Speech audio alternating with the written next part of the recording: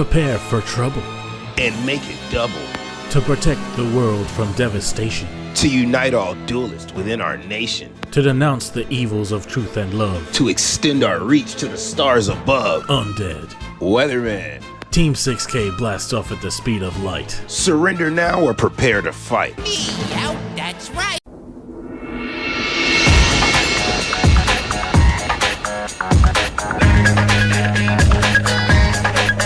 What's up? What's the Weatherman here with my boy Undead, and we're here to talk to you about this updated ban list. So I'm honestly just gonna jump right into it. I'm gonna be covering the first half. As you know, if you've been here all the time, my boy Undead will be covering the second half. So I'm gonna jump right into these cards that have been touched on the list. I wish I could cover that, but you're just gonna have to see it. So for starters, we've got Chaos Form to 1. So, and I can already see the next hit. So this kind of already lets me know they are touching BLS. They are touching BLS. So Chaos Form to 1. They search for this. A lot of people do only play one copy. But I do think it's mainly the fact that they're limiting this to 1 as well as the Nanaru, which is next. Because Nanaru is the back row removal, if I'm not mistaken. Yep, this is the back row removal. So this pretty much says, hey, do you want to play back row removal, or do you want to have your Chaos Form to do plays? And they are obviously going to choose their Chaos Form because the deck is not going to work without the Chaos Form the same, truthfully. Maybe they do decide not to play it. We'll see in the future, but I do think they're just going to choose to play that Chaos Form instead of the Nanaru. So first two limited to 1 hits are for BLS. BLS to Chaos Form to 1 and Nanaru to 1. Let's go limited 2. Vessel for the Dragon Cycle. This card is limited to reduce the high consistency of Tinny decks as well as their ability to summon mini monsters in one turn. I mean, Tinny is tier 3 on our tier list. I even think on Duel Links meta, it's like tier 3 or something. I don't think it necessarily deserved a hit, but I mean, I get it. This is a little bit of a love tap. This isn't anything that's going to like destroy the deck. This is just like a, hey, you know, we've got our eye on you.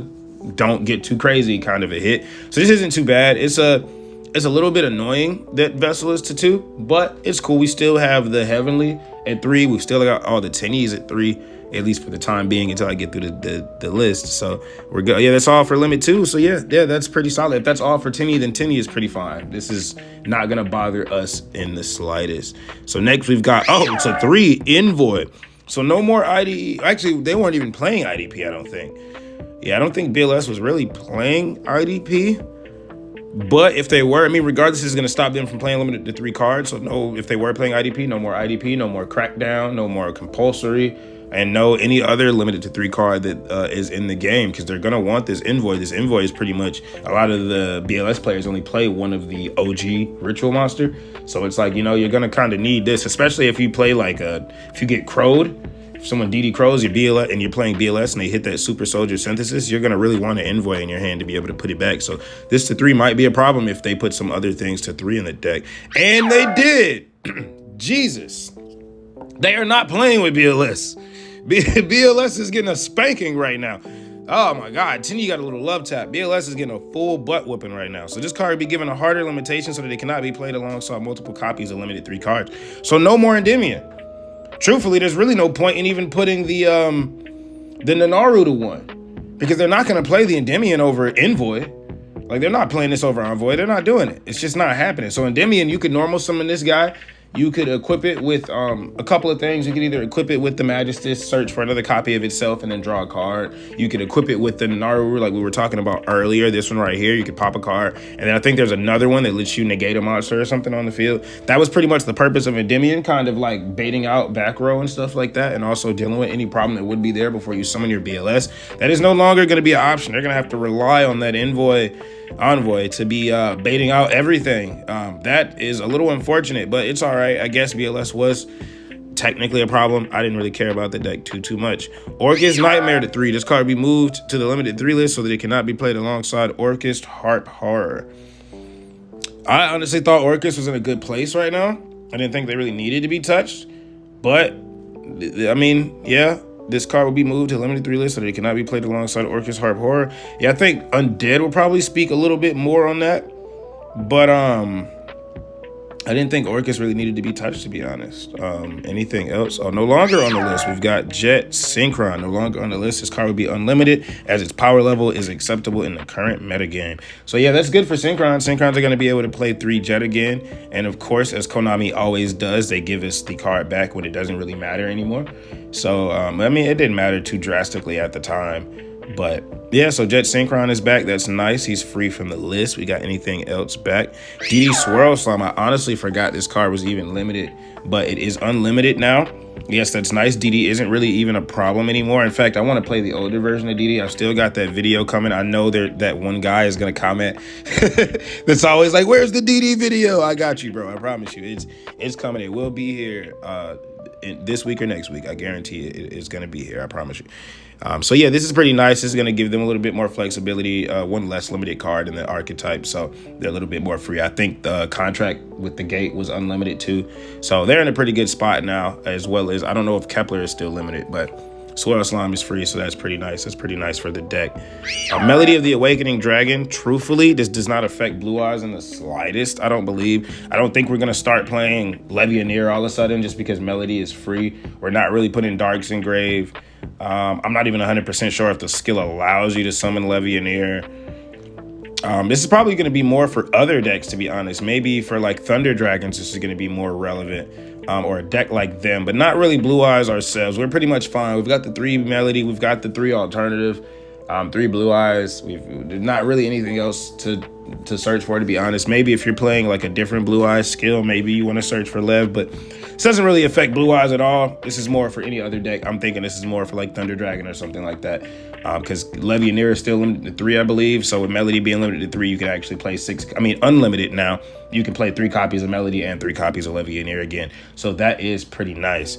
And I do think that is all for my... Oh, it's not. There's one more. So this card would be unlimited to allow for greater flexibility when building a Madolche deck. So I think Oni is going to be really excited about this. A little bit of support for Madolche. I mean, to say support, it's a little bit of a buff for Madolche.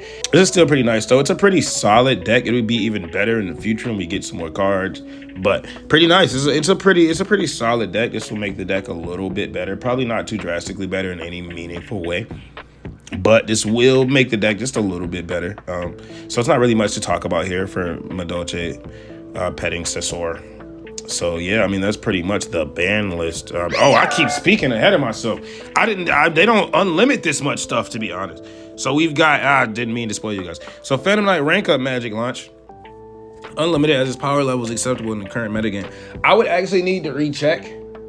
I'm doing this like live.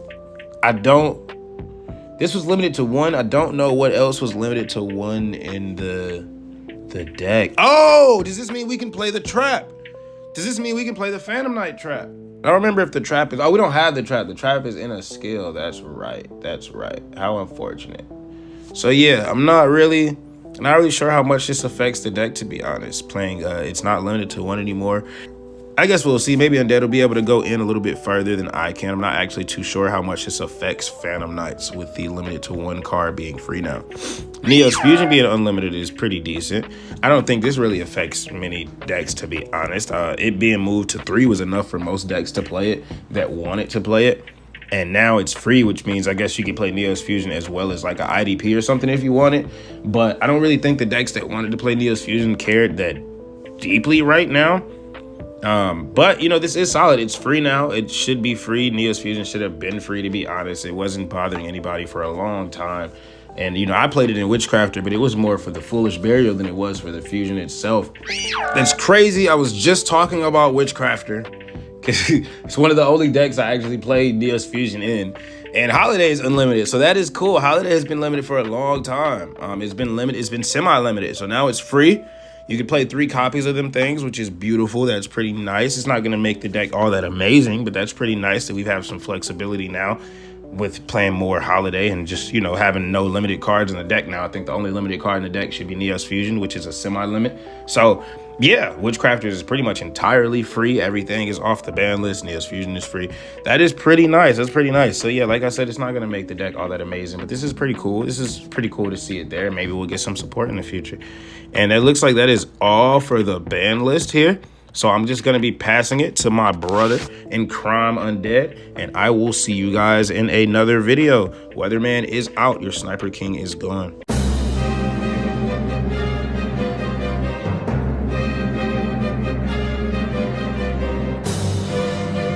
Let's not waste any time, let's get into the real meat and potatoes. How are all of the decks impacted by this ban list? Blackluster Soldier was certainly hit the hardest with 4 separate hits to the deck, making absolutely certain that nobody gets to play the Magistus package in their decks. Endymion to 3 Inflex with Envoy at 3, and even if you wanted to play just 1 Envoy, which would be a weird decision, just so that you can play 2 Endymion, then you at least wouldn't be able to play Ninaruru because it's limited to 1 alongside Chaos form, which is mandatory for the deck. Ninaruru was one of the main factors that made Endymion so good. Having a normal summon that can get rid of back row is just such a nice way to get through your opponent's board. The versatility of also being a draw engine or a way to negate their monsters is also great, but that versatility is hurt quite a lot by the fact that you can't pop back row like that in this deck anymore. Technically speaking, you could play Zoroa, who has the same extra deck equipping effect as Endymion, but you still won't get the Ninaruru back row pop, and you also won't get the draw that Endymion has. That said, the fact that the skill puts a magical elf in your grave means that on summon, Zoro should be able to revive it, so you could potentially go into a Nightmare Phoenix or Nightmare Cerberus to replace that lost versatility. It is also a pretty big deal that the deck now having a mandatory engine card limited to 3 means you can't use any of the limited to 3 traps like Crackdown, so other options will have to be found to remedy that loss. With all these things in mind, this is how I think I would play the deck moving forward.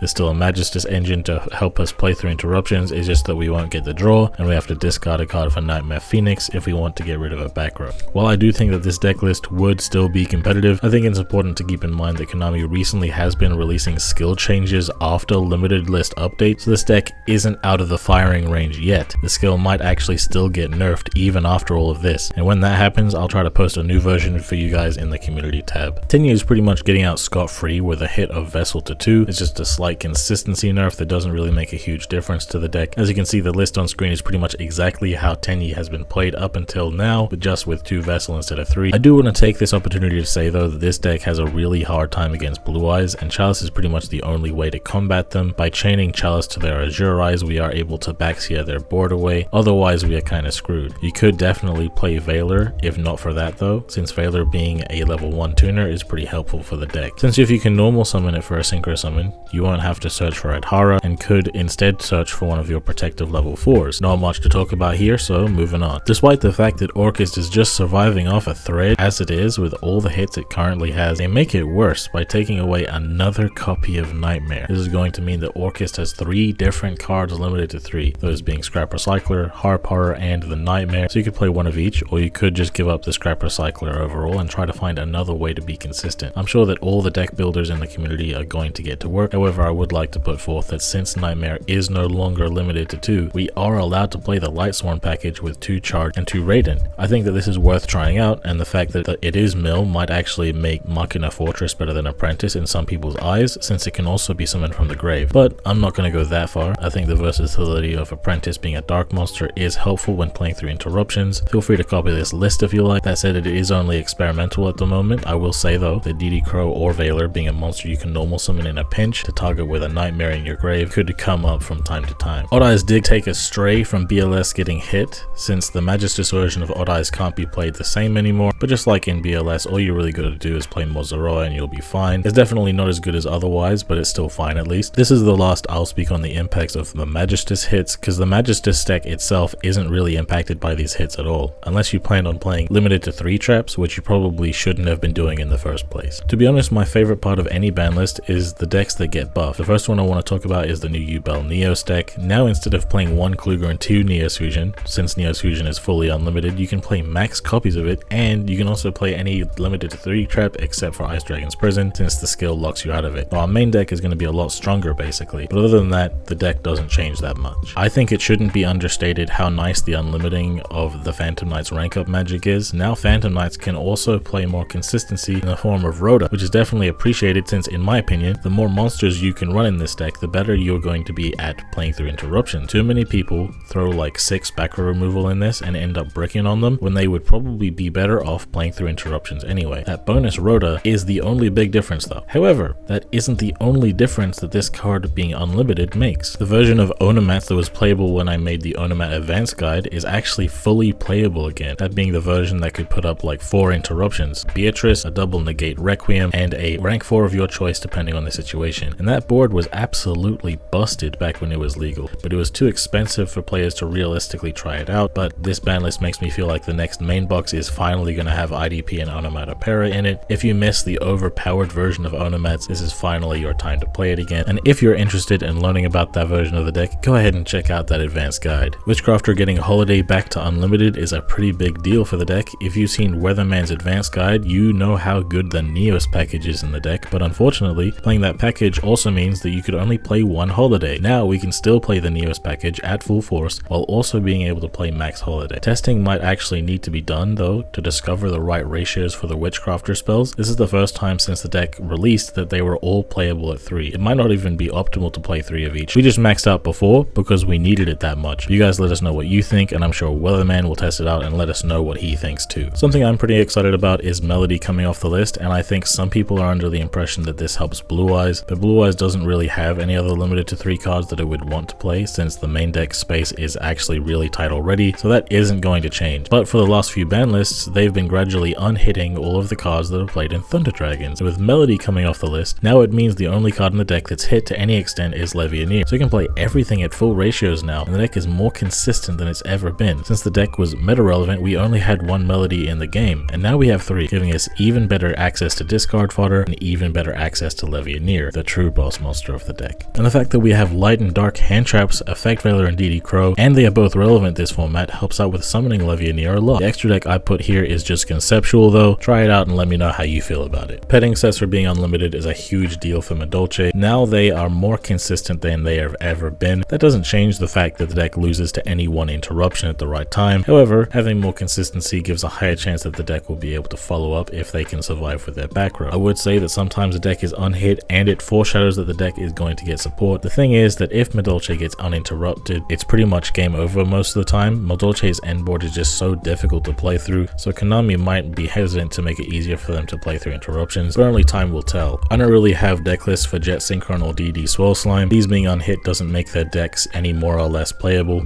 These cards were just left on the limited 3 list for pretty much no reason at this point. They've been taken off now, as they should be. I hope that these deck lists are going to be helpful for you to recover from when the ban list comes into effect. Anyways guys, I hope you found this video helpful. If you have, then slap like now, subscribe if you haven't already, hit the bell to get notified every time we make a new video. Let us know how you feel about this ban list down in the comments. Have yourselves a good one guys, and we've been Team 6K, signing out. Hey, why they gotta hate on me? I done got me 250,000 views and they still saying they low key. They ain't wanna come work with the kid, but I'm flexing with Zay on beats. How they ask for a spot at the gym, but they leave all the weight on me. I don't ask them to wait on me. They would ask where they gon' be with a song if they wanted the Weatherman. I ain't ask them to pay no fees. She was homeless and needed a spot. I ain't ask her to pay no lease. I ain't ask her to say no please. I ain't ask her to make no cheese. Scream fake but it ain't on me. Got clean so it ain't no streets. Why green if it ain't no keeps? Brought cream so it ain't no beef. My team say it ain't no chief. My demon they hang on me. They seemingly ain't no peace. I seen him, he ain't no beast. For real.